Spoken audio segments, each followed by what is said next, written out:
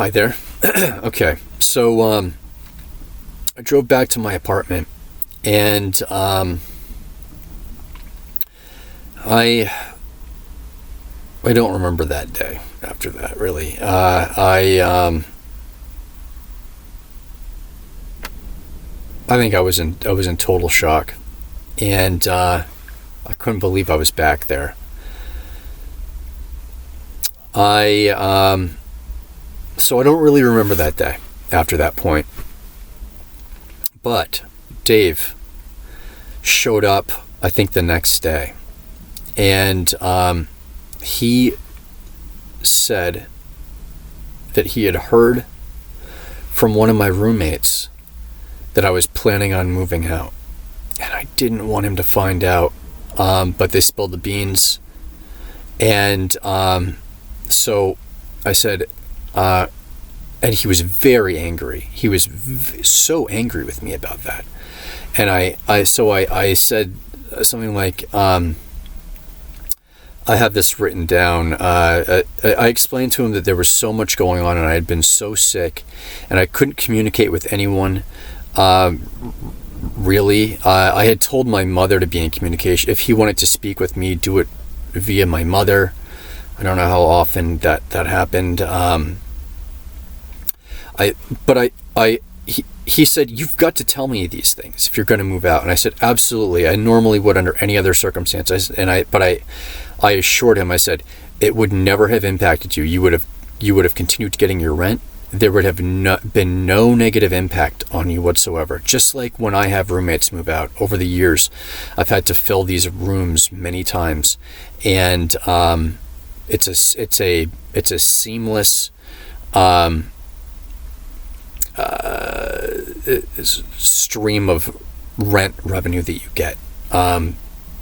You and you don't have to involve yourself whatsoever, and you don't. Generally, there was that time he insisted on running that background check, and that created a lot of problems. But I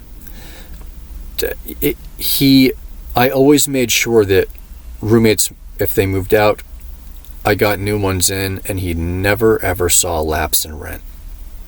And that's exactly and I wanted to make sure he understood that that's exactly what would have happened had I actually moved out. I said there was so much going on and I wasn't certain that I was going to be able to move out. But he was just so angry. He was so very angry with me. And nothing I could do could satisfy him. And one thing I couldn't tell him was that I was afraid to speak with him, because that really is the major thing. I had obviously spoken to I spoke to one roommate and said, would you just, tell the other roommate? I wanted to speak to as few people as possible, so I spoke with one of them, I think via text. But I couldn't tell Dave that I was afraid to talk to him because of the history. I didn't trust him. He set off. There was such a horrible history between us, and my condition was such that my lack of trust with him made him a danger to me, to my my mental state. I could not reveal that to him. So I was completely unsuccessful in subduing his anger toward me. What I did was I stated the current situation. I said, the plan had been to move out. Unfortunately, that plan fell through. Which is another reason I didn't tell you, because I was afraid that I didn't know really what was going to happen. I was so sick and things were so uncertain. I had to see how this panned out, but I impressed upon him, no matter what happened, you would not have been negatively impacted. Either the next day or the day after, I received an eviction notice. So this was an eviction notice at the end of, I got back there on the 17th, so I think I saw him on the 18th or the 19th of July, which then he issued me an eviction notice on the day or two after, something like that. And the eviction notice said it was so that he could do renovations on the apartment.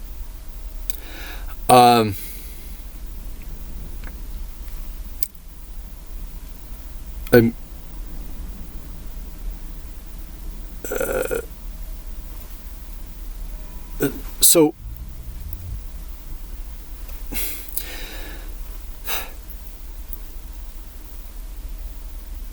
he had purchased that place a few months prior, I think about 6 months prior. He had sent us a note letting us know that he purchased the place. You know, our rent wouldn't be affected. We wouldn't be affected. He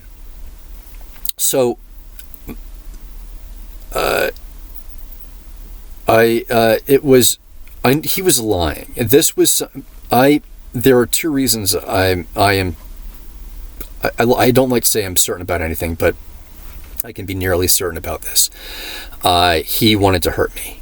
And he used renovations as a justification to get me out, but knowing that evicting me in this state was going to maybe kill me. I mean, I was in such a bad shape, and but you know, if he's going to do renovations, he could give us a few.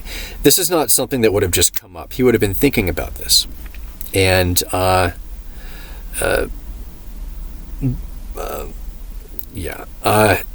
this was and also the fact that he was so upset about me not notifying him because he was worried about how it would. He was thinking about the future. I think that really what was. I'm sorry, I'm not doing a very good job of being concise here. What it appeared to me to be was that he realized that he was losing. He was very close to losing me in that place, and I think that I was a source of. I think that he enjoyed knowing that I was there to cause harm to whenever he wanted to. I was an outlet for him to a vessel for him to do harm. I think he was worried about losing me. I think that I presented to him something that allowed him to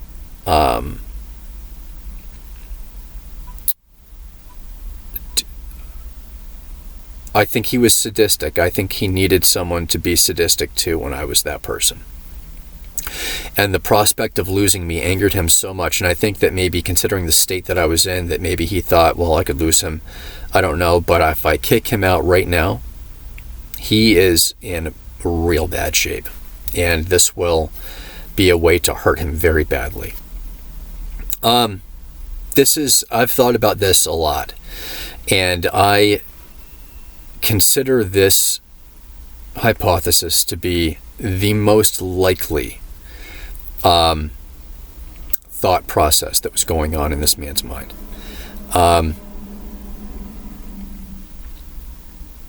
So I was given the eviction notice, and I spent the next month figuring out where I was going to go. I'll stop the video here and pick up in the next video. Thank you.